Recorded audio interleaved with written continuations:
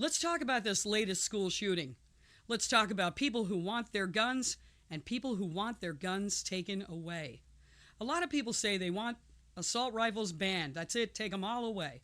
Let's say that you could do that and you could take all of the assault rifles away and remove them from the picture right now. What about these guns? These weapons were sold through Sears and Roebuck for how many years? They go all the way back to World War II, the Vietnam era. They're readily available. There's hundreds of thousands of these guns, and you can buy a simple kit to turn this gun into this gun. Let's say you were able to ban all of those. What about these guns?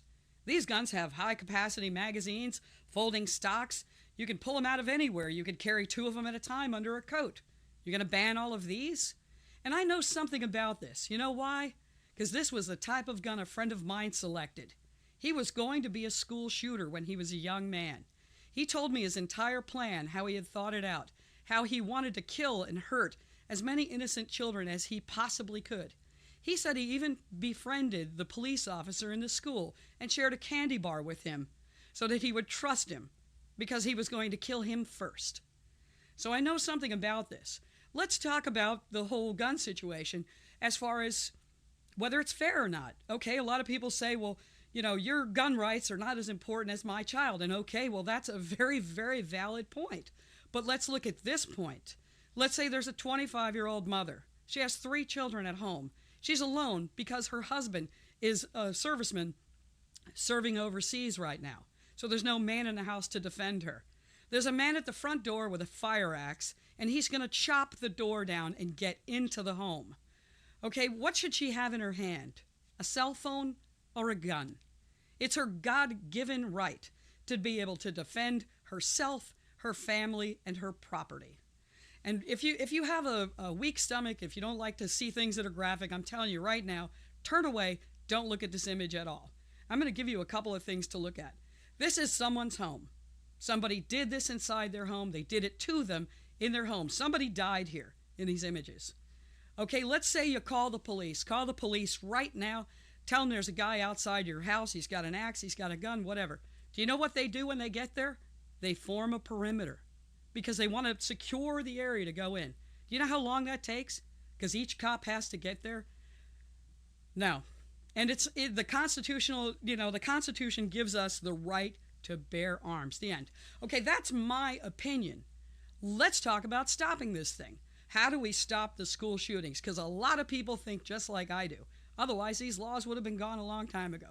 Let's talk about it. I designed something. Now, it's just something I put together with Microsoft Paint. It's a crazy idea that really could work if enough people got together behind it and figured it out. I'm giving it away. I'm not looking for anything. I just want to see it go, see the kids be safe.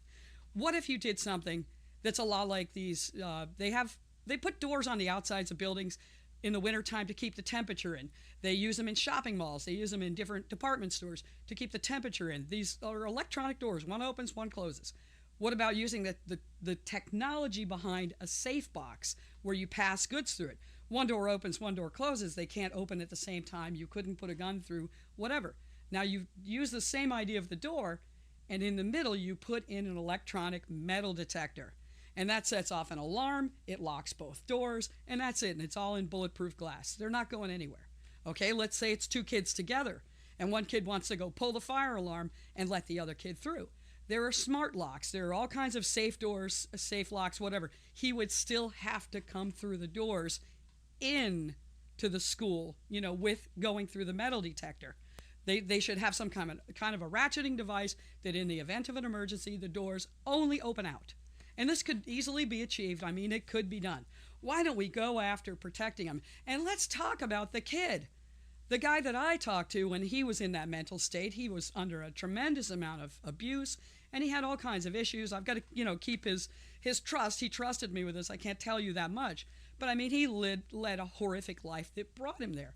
Look at these kids, these shooters, the ones that didn't commit suicide, that are still alive. Look at their backgrounds. Why aren't we studying that? Why aren't we researching what brought him there? Everybody said there were signs that this last kid, had a problem. Hell, the FBI had been called and told that he had a problem, that he was posting that he was going to kill people. What happened? How did we drop the ball this far? Let's talk about it and let's force this through. I think the guns, going after the guns, it's not going to happen. It's not going to happen in time.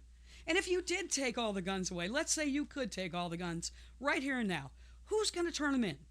Are these guys going to give up their guns? Are these people going to give up their guns? Do you think they'll give up their guns? Why should they have to give up their guns? Let's talk about stopping the guns from going into the school.